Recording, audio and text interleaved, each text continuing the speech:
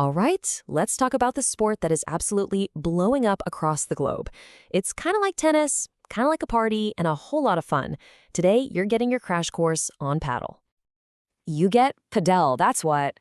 No, seriously, just picture the love child of tennis and squash, but, with a way more social vibe. It's always played in doubles, the court is designed for crazy, nonstop action, and maybe the best part, it's way, way easier to just pick up and play. Okay, so first things first, let's talk about the arena. Because in Padel, the court isn't just where you play the game, it is the game. It changes everything. So right off the bat, you'll notice a paddle court is a good bit smaller than a tennis court. But the real kicker? Those glass and wire mesh walls that box it in, they create this awesome, contained gladiator arena feel that keeps the ball in play pretty much all the time. It is pure, nonstop action.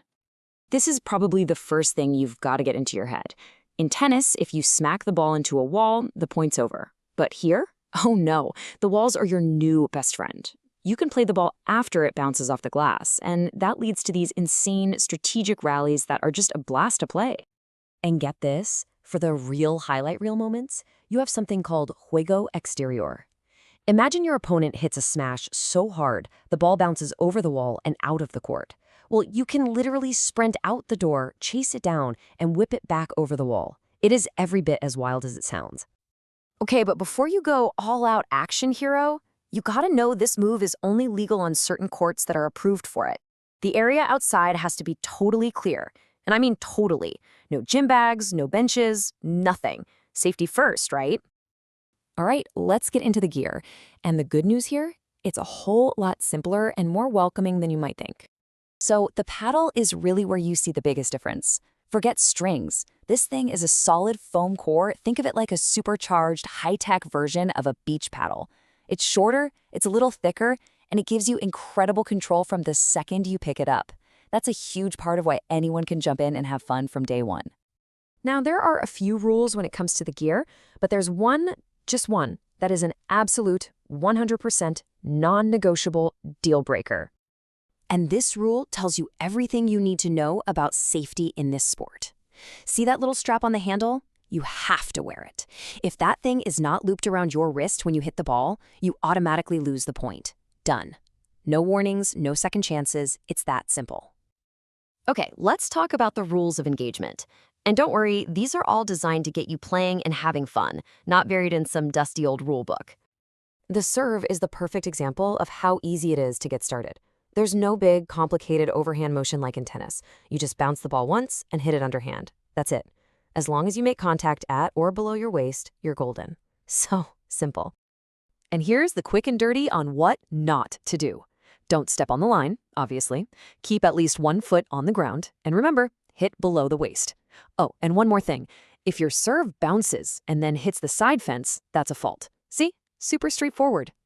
So what about that classic situation in any racket sport? The let serve. Your serve just barely nicks the net, but still lands in the right spot. In tennis, you get one do-over. So how many do you think you get in Padel? You get infinite do-overs. Yeah, you heard me right. Infinite. As long as the serve clips the net and lands in the service box, you just do it again, and again, and again. It's one of those amazing player-friendly rules that just makes the game flow. All right, you've got the court, the gear, and the basic rules down. Now, let's give you a couple of pro tips so you can walk onto that court looking like you've done this before. The trickiest part of paddle, but also the most fun, is learning to read the ball after it hits those glass walls. And the secret isn't some fancy swing. It's all about your feet. It's about predicting where that ball is going to end up and getting there before it does. So here's a little cheat sheet for you. If the ball hits the side wall first, then the back wall, it's going to pop out towards the middle of the court, so get there. If it hits the back wall first, then the side wall, it's going to shoot forward towards the net. Mastering this one thing is a total game changer. And finally, let's talk etiquette, because this really gets to the social heart of the sport. Look, if there's a close call on a line, just play the point over, no arguments. If you're serving, have an extra ball in your pocket to keep things moving. And hey, if you're the best player in the group, don't just keep hitting to the new guy.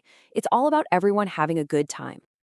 And that's basically it. You've got the lowdown on the courts, the gear, the key rules, and even a couple of pro tips. You are now officially armed and dangerous with the Padel cheat sheet. Look, Padel is easy to get into, it's incredibly social, and it's an amazing workout that's actually pretty easy on your body. The barrier to entry is super low, but the fun factor, it's through the roof. The only thing left to do is find a court and see for yourself what all this hype is about.